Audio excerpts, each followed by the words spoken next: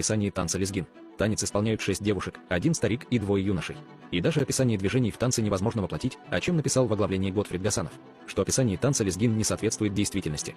В 2019 году Министерство культуры Дагестана переиздает эту же книгу, сохранив некорректную информацию о лезгинах, добавив агульский танец и выделив классическую, общедагестанскую лезгинку. Самое примечательное, автор написал, что общедагестанская лезгинка вобрала в себя элементы аварского, даргинского, кумыкского и лакского танцев. Но самое эпичное, что ни один из этих танцев перечисленных народов ничего общего не имеет с общедагестанской лезгинкой, ни в музыке, ни в костюмах. Так откуда взялся лишний танец?